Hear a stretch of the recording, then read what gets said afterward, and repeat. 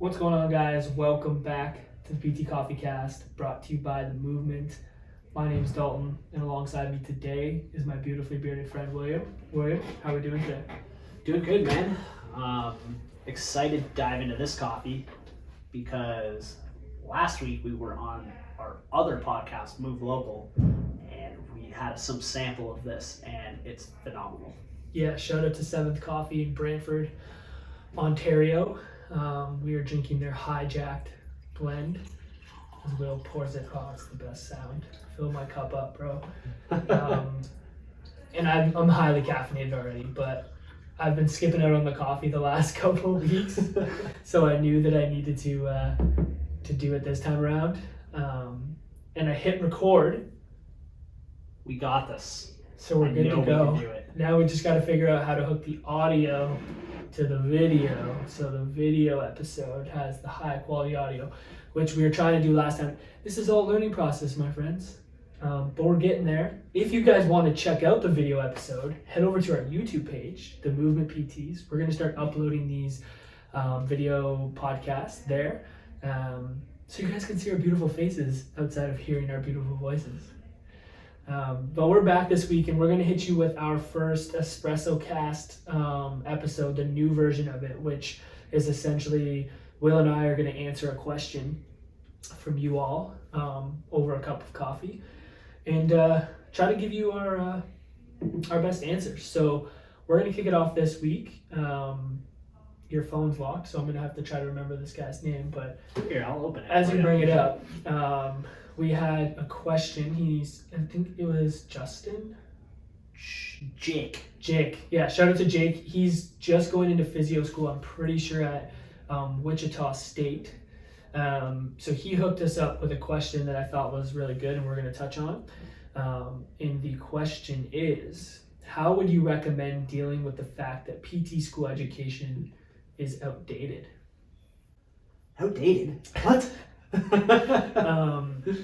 So this is a good question. I think it makes sense for Jake. I think asking this question as he heads into PT school. It's not unheard of that some of the stuff that you're learning in physio school is a little bit outdated. That's just the nature of research in general. We can just start there.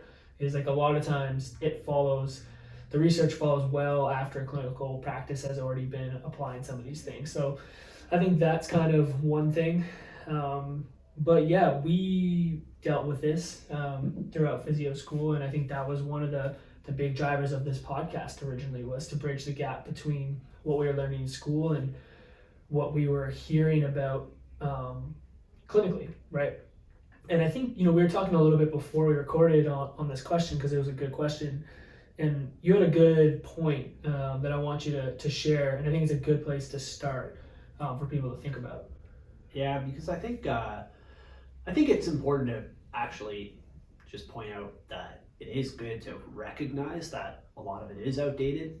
There's nothing wrong with that inherently, but and we certainly did. That's the whole reason kind of we started the podcast, right? Was because we felt like we weren't necessarily getting the information that we were seeing out in the real world in real clinical practice. So, however, you can get a little bit, I think, negative about it or like pessimistic about it to a point where it's not actually beneficial. And we were there at times, and, Totally. and it took us a learning process of it. Yeah, and I think to identify that and kind of be aware of it, and then you made this coffee. You made the comment of accepting that and understanding what physio school is meant to actually do, which from our perspective here in Canada specifically, a lot of what we learn is to have us pass a clinical board exam that we have to do in order to become licensed, and that exam dictates a lot of what we learn in school, and that exam is outdated. So we get taught a lot of those things in order to pass, on top of like how to be safe, extra safe, and all that stuff, which we need to do that. There's obviously some super important things that need to get covered. that do get covered. But I think identifying it is important, accepting it, and then understanding what physio school is meant to do is really, really important. Yeah, it's intended to just make sure that you can be safe and competent to go out and treat people who are in the public. But that doesn't mean I don't think that there's nothing that you can do about it. Like there's tons of things that you can do to sort of navigate that and try to put yourself in a better situation when you come out of school where you're more prepared to actually provide effective care. Yeah, and I was thinking about this quote from Andy. Shout out to Andy. Like way back, like first episode we ever had Andy on, which was when we were in physio school, and I couldn't remember the words, and you hit it pretty good. So I want to let you take a stab at it.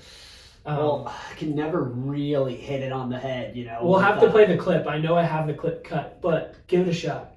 I think what Andy Chen said, shout out to Andy, is that you shouldn't put the burden of your learning onto somebody else. So there's many opportunities to take that learning into your own hands, and yeah, I think that's it. Yeah, and that's how I would navigate this situation, and I think that's what we tried to do. We identified, we accepted, we did what we needed to do to make sure we passed our exams, and then we went outside of that and took control of our own learning, and we started connecting with other people on Instagram, you know, watching stuff on YouTube, reading research, reading blogs. Like we took that education into our own hands and explored to see what else was out there. And I think that's what you have to do. And that's not on PT school. Like I think we can push to have PT school change, and I think we should. But your learning and your growth is on you, and you shouldn't put that on anyone else. So I think having that mindset is super important, and that's what we did, and we learned a lot from that. And then I think an important thing we can add on to it was what Will and I started doing is we would sit down together, and whether it be like a topic that got brought up in class, or whether it was you know, we were on a clinical rotation and one of our clinical instructors was maybe taking an approach that was not aligned with how we would approach the situation. Will and I would sit down after that and we would chat about how we would approach it with the philosophies that we thought were appropriate or thought that we wanted to pursue in terms of how we were going to practice. And we tried to learn in that light. Again, taking ownership of that and exploring it on your own. Yeah, that's essentially what the podcast was, right? It's just, well, we're having these conversations anyway, so why not have them over, you know, and record it? But through those, like we, you know, talk to different practitioners about things like expectations, you know, different types of clinical sort of scenarios, psychology of physio, you name it, right? And there's no shortage of information out there. I mean, there's tons of really awesome resources. So, and I think the thing is, you have to remember, like, you have to get through physio school, but you don't need to, as much as I hate to practice this, like, you don't need to get 95s anymore. Yeah. You know, sometimes you, for the sake of like actually learning and finding out what you need to find out, if there's a course like, if it's between, you know, studying a little extra more for some class you know you're going to be able to pass the exam for. The modalities exam. Yeah, exactly. And going to Greg Lehman's course, reconciling paid science with biomechanics, it's like, it's a no-brainer because you know what actually is going to help you going forward. So as long as you are confident in your ability to like pass, get through school, don't get caught up in that race of getting the highest possible marks for something that you know isn't ultimately going to, you're not going to use it. If you know you're not going to use ultrasound ever, it's like, know what you need to know. No, 3 megahertz, 50%, 0.8. That's it. No, I'm just kidding. Kidding, but not really. Yeah, literally. No, that's a good point. And that comes back to like the full circle of taking responsibility for your own learning. Mm-hmm. Yeah, I think that's like I want to keep these short, so Yeah. I think that was good. I think we hit on the question. It's a really good question. It's a question we get all the time, so I'm glad that we addressed it. I got one more point. Oh, bro, Can I do it? of course. Okay, and then we'll still keep it quick though. Yeah, let's go. I was just gonna bring up having placements and stuff like that because sometimes if you have a placement and your supervisor is not practicing in a way that you think is right, let's say, and that can be a hard situation to be in, and I think lots of people are in that position, and I think that's where you just have to recognize, okay, even though this person doesn't maybe practice exactly how I feel they should be, you can still learn a lot from that person. For example, I had a practitioner. We didn't agree on most things. However, she was great with people, and there's a lot that I learned from her in just interacting with clients and getting them on board. So always looking for what you can learn from someone, or from a piece of content versus always going down that negative rabbit hole. I'm glad that we added that in. That was fire. Yeah. I wouldn't have added it if it wasn't necessary. Yeah. No, that was good. That's such a good point, man. And that's all about perspective on how you look at the situation, and you can, and don't worry, we did a lot of this. You can rant and rave and be negative, but if you're not going to do anything to try to make it better or try to get the best out of the situation, you're just gonna lose, to be honest. So cool, man. I love it.